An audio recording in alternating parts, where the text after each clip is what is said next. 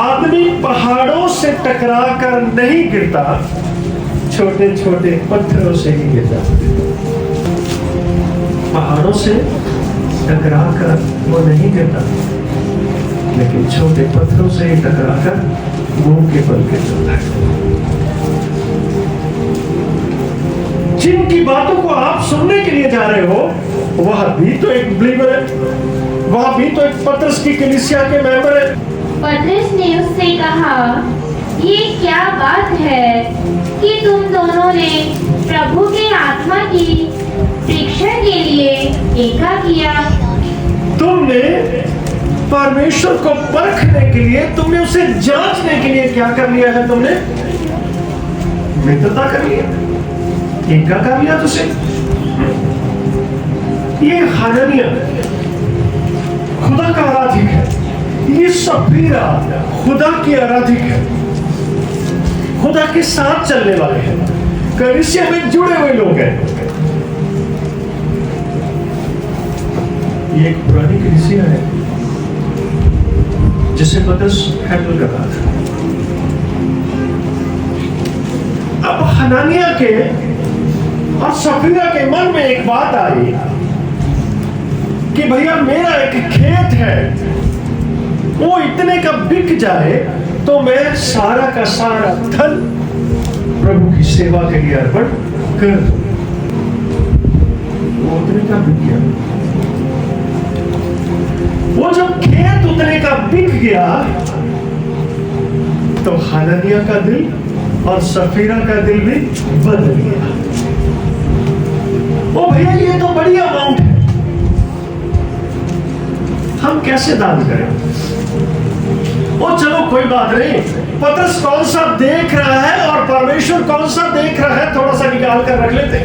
कल पिछले साल, उससे पिछले साल परमेश्वर ने आपको बड़ी बरकतों से तरारीस किया।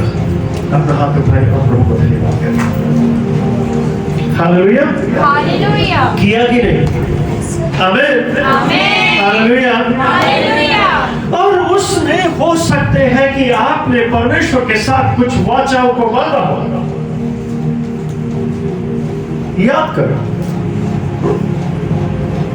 प्रभु मैं आपके लिए इतना करूं, प्रभु मैं आपके लिए इतना करूंगा, प्रभु मैं आपके लिए इतना करूंगा, लेकिन जब समय आया सब कुछ बदल गया। कोई पादरी केड़ा चंगा है, पादरी केड़ा साडे घरे होता है, पादरी केड़ा साडी दुआ करता है, वो पादरी केड़ा साडी खबर पूछता है।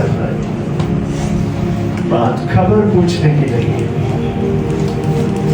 बात कुछ और है। बात है आपने परमेश्वर से वाचा को बांधा है।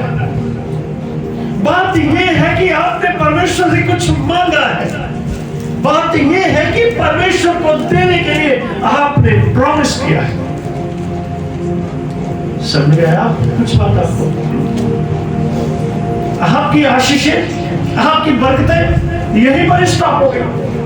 वो केवल एक दोष ढूंढने के लिए बहाना चाहिए था। शैतान को जगह ना दो।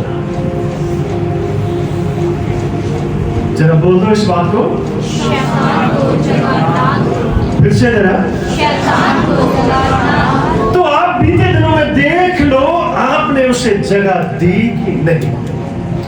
अगर नहीं तो हालेलुया, अगर दी है तो कोई हालेलुया नहीं, उसका प्रश्चित है, उसका प्रश्चित है। अब उस प्रश्चित को हमें ठीक करना चाहिए। परंतु हननिया के पास तो, सफीरा के पास तो प्रश्चित भी नहीं था।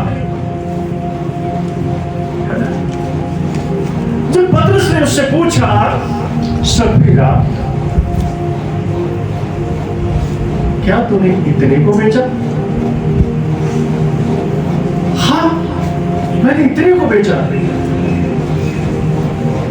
तो उसने कहा, तुझे उठाने वाले शीघ्र ही द्वार पर खड़े हैं और तुझे उठाकर ले जाएंगे, क्योंकि तूने परमेश्वर से झूठ बोला है। द्वार पर खड़े हुए उठाकर लोग ले गए, उसे दफन किया। 3-4 घंटे के बाद में उसकी पत्नी सफीरा भी आती है, हननिया वो भी आती है। हननिया, क्या तूने इतने पैसे का ये खेत बेचा? हाँ, मैंने इतने का ही बेचा। उसने कहा, तुम दोनों ने क्या एका किया हुआ है परमेश्वर को परखने के लिए? तुमने क्या एका किया है, योजना बनाई है कि हम परमेश्वर को परखें? कि देख, अभी तो तेरे घर वाले को दफन कर कर आए हैं और उनके पांव चौखट पर पहुंचे हैं, कहीं ऐसा न हो कि तुझे भी उठा कर। हाँ हाँ, हमने इतने को ही बेचा।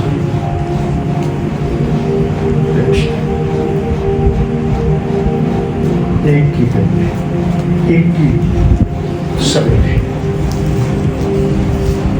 दोनों की छुट्टी। और हमने पीछे देखा है आदम और हवा की भी दोनों की छुट्टी।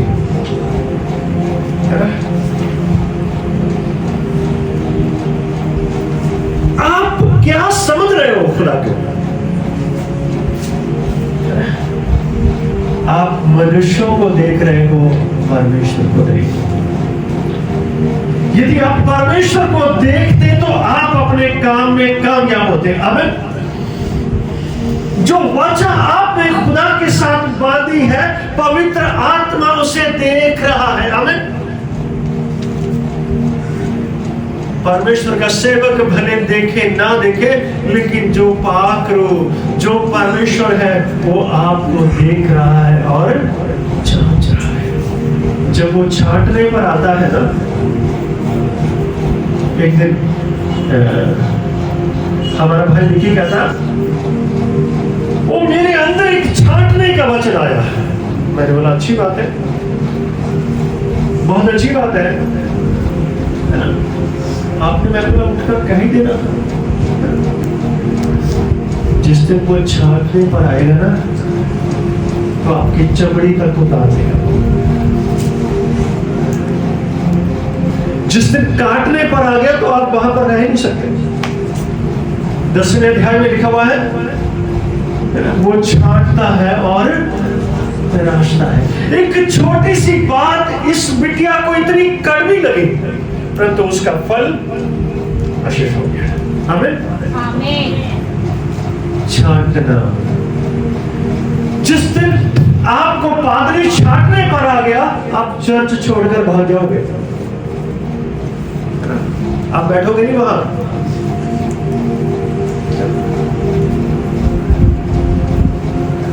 आप छांटने की बातें तो नहीं करो, अच्छा है। और उसमें एक उर्दू का लफ्ज आता तराशना, है ना? और तरखान भाई भी बैठा है, कितना फिर रात रहे रंदा के दल होने लाते में कि नहीं, चमड़ी वाली फाट के, है ना? उसे कहते हैं छांटना और तराशना। हालेलुया। छांटना और तराशना। छांटना होता है बढ़ती हुई डालियों को काटना, लेकिन तराशना उससे भी गहरा होता है ना? लेवल करना उसका, है ना? मैं एक लेवल की बात बता रहा हूं, समझ लेना उसको अच्छी रीति से। यूहन्ना बपतिस्मा देने वाला तो अच्छा सुसमाचार प्रचारक था और अच्छा सुसमाचार बांट रहा था। हाँ, उस सभा में वो उपस्थित था। एक आदमी को उसने छाप दिया और उसने कहा, अरे अपनी बातों को बंद कर, जा पहले अपने जीवन को ठीक कर। शायद उस वक्त उसे गुस्सा भी आ गया होगा इस बात को, क्योंकि वो एक राजपद के ऊपर था। बाइबल की बात है, ये कोई कहानी नहीं है। और जा पहले अपनी बात को ठीक कर, क्योंकि तू तो अपने भाई की पत्नी को रख छोड़ा है। तुम्हें यूहन्ना का सिर काटने का मकसद यही, ऐसा तराशा कि हाथ धोना पड़ा जीवन से। है। ये खुदा का कलाम हमें बहुत जबरदस्त रीति से छाट सकता है, तराश सकता है। आमीन, हालेलुया। आप तो खुदा के ताबे में रहो तो अच्छी बात है, खुदा के कदमों में रहो अच्छी बात है, लेकिन यह ना कहो कि मुझे छाट दे। लेकिन जिस दिन वो आपको छाटने पर आ गया, जिस दिन वो आपको तराशने पर आ गया, तो शायद आप अपने पांव पर भी नहीं खड़े।